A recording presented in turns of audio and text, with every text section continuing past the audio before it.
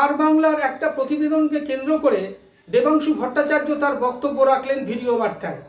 আজকে আর বাংলা দেখানো হয়েছে যে পশ্চিমবঙ্গের যে ভাঙড় বিধানসভা কেন্দ্র, সেখানে 3 বছরে 14% ভোটারের নাম বৃদ্ধি হয়েছে। কি করে এটা সম্ভব, কোন জাদু বলে এটা সম্ভব, এই নিয়ে তারা প্রশ্ন রেখেছেন। এর উত্তর দিতে গিয়ে দেবাংশু বলেছেন যে মহারাষ্ট্রের মুখ্যমন্ত্রী কেন্দ্রে, যেটা হিন্দু অধ্যুষিত অঞ্চল, সেখানে 5 মাসে 8% ভোটার বৃদ্ধি হয় কি করে? এই প্রশ্ন তো আপনারা তুলছেন না। আজকে ভাঙড়ের ক্ষেত্রে কেন তুলছেন সেটা রাজনৈতিক উদ্দেশ্য না বোঝা গেল, কিন্তু বিজেপি শাসিত রাজ্য মহারাষ্ট্রে যখন হিন্দু অধ্যুষিত অঞ্চলে মাত্র 5 মাসে 8% ভোটার বৃদ্ধি হয়, কই সেটা নিয়ে তো আপনারা সরব হচ্ছেন না। আজকে দেবাংশুর বক্তব্য যে এরকমভাবে আপনারা জার্নালিজম করছেন, যে অদূর ভবিষ্যতে যারা জার্নালিজম পড়তে চাইবে, এইসব ইতিহাস জানলে তারা কি কেউ পড়তে চাইবে? আজকে নিরপেক্ষতার কোনো রকমের স্বাধীনতা নেই, নিরপেক্ষতার কোনো বালাই নেই যাকে বলা যেতে পারে। অন্তত কিছুমাত্র লজ্জা করুন, কিছুমাত্র নিরপেক্ষ হন, যাতে করে আপনারা একটা ট্যালি করুন, আপনারা সংবাদ মাধ্যমের মর্যাদা রক্ষা করুন। এটাই বক্তব্য। দেখুন দেবাংশু ভট্টাচার্য কি বললেন। আমি ন্যাচারালি দালাল চ্যানেলের কোনো কন্টেন্ট নিয়ে কাউন্টার ভিডিও করি না, কারণ একই এরা টিআরপিতে একদম তলানিতে চলে গেছে এবং নরেন্দ্র মোদী দাড়ির চুল সেদ্ধ করে যারা সকালবেলা ব্রেকফাস্ট করা শুরু করে, সেই সমস্ত মানুষদের নিয়ে পরিচালিত বা তাদের দ্বারা তৈরি করা একটা চ্যানেল, তাদের থেকে কিছু এক্সপেক্টেড নয়, নতুন কিছু জার্নালিজমের অন্তত কিছু এক্সপেক্টেড নয়। বাট আমার মনে হয় একটা কন্টেন্ট আগে শুনে নিন, এবং আমার মনে হলো এটার একটা কাউন্টার দেওয়া দরকার। ভাঙড়ের মোট ভোটার 2021 খুব মন দিয়ে দেখুন, 2021 মোট ভোটারের সংখ্যা ছিল 2,51,977। 2,51,977 আমি দেখাচ্ছি স্ক্রিনে।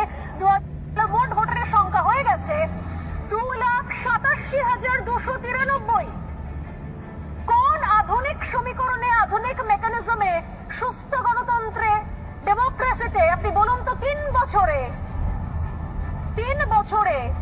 51,000 থেকে 87,000, 30,000-এরও বেশি, 35,000-এর কাছাকাছি ভোটার একটা বিধানসভায় বেড়ে যায় মাত্র 3 বছরে। কি করে সম্ভব? কোন ম্যাজিকে? ম্যাডাম আমি আপনাকে বলছি, ম্যাডাম আপনি ব্যক্তিগতভাবে নেবেন না, আপনি তো এমপ্লয়, আপনাকে করতে হয়, বুঝি। কোন ম্যাজিকে বেড়ে যায় জিজ্ঞেস করলেন না? আচ্ছা আমি আপনাকে বলছি, একটু শুনুন তো ম্যাজিক কত বেড়েছে ভাঙড়ে। 2,51,977 থেকে 2,87,993। কত দিনে? 3 বছরে। কেন? 2021-এর ডেটা আপনি দেখালেন, তারপর 2024-এর লোকসভার ডেটা দেখালেন। 3 বছরের গ্যাপ, বিধানসভা ভার্সেস লোকসভা। কত পার্সেন্ট ভোটার বেড়েছে ম্যাডাম? 14%। পার্সেন্টেজটা করে নেবেন একটু।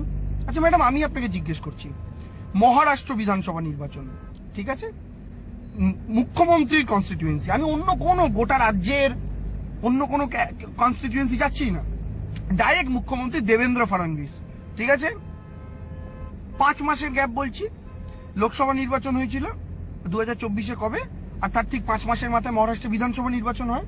তো সেই যে 5 মাসে ভোটার ইনক্রিজ হয়েছিল 8%।